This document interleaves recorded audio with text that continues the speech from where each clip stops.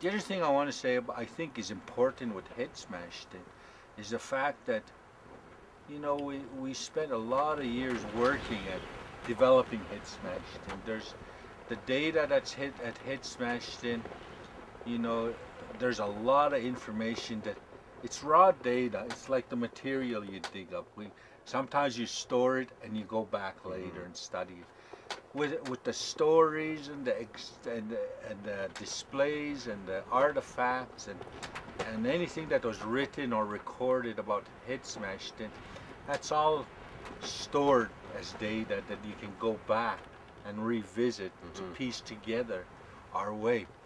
I think for the last 20 years, Head Smashed In has been a tool of cultural awareness for many people that have come to Head Smashed In. The thousands of people that come annually to Head Smashed In. Those were the years we might call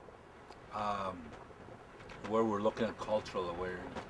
But I see today some of the dreams you might have had, or Bill might have had, or my dad, Apochsuis might have had, or those old people that I hear talking. Some of the dreams that we look at now is we're past that point of awareness. We got to get to a level, the next level. And to me, the next level is two things. One is cultural interpretation.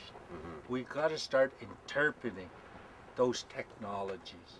The other we got to do is we got to start mobilizing that traditional knowledge to our youth. And as we mobilize it, we have to interpret it, because our youth today, more than 90% are in the Western concept.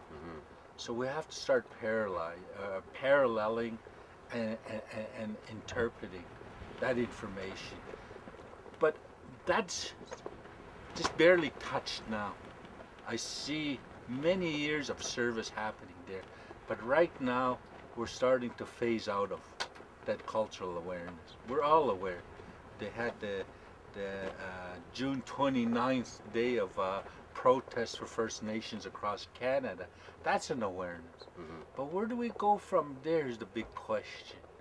And to me, I think we've got a gold mine in Head Smashed In with the data that's stored, and finding the right parallels to validate cultural interpretations.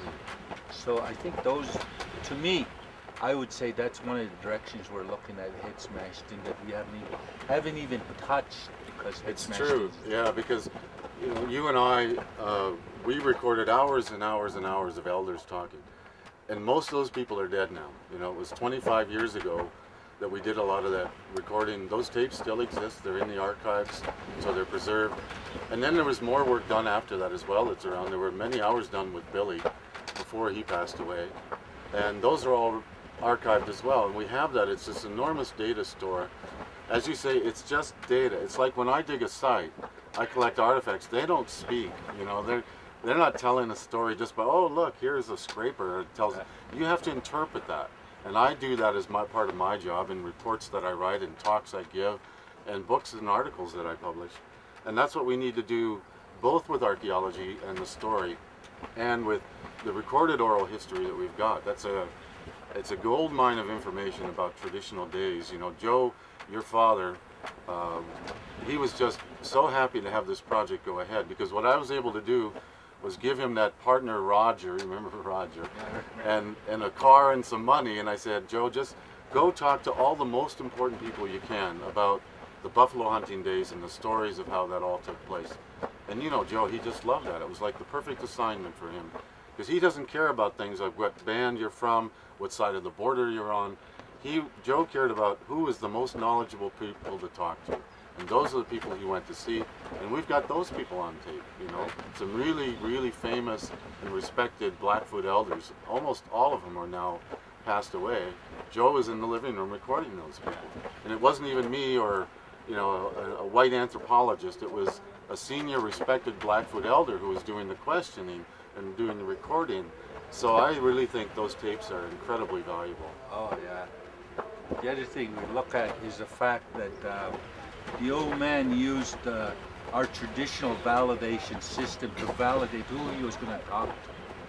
And once he was able to isolate who he was going to talk to, and then he used our traditional approach, and once he did it within our culture on the approach and validation, he was able to communicate with the right kind of people that we need. And I think the old man, he knew the system, and he at the time he was the right person to put into that work, because he was able to use our traditional system to bring the right people together.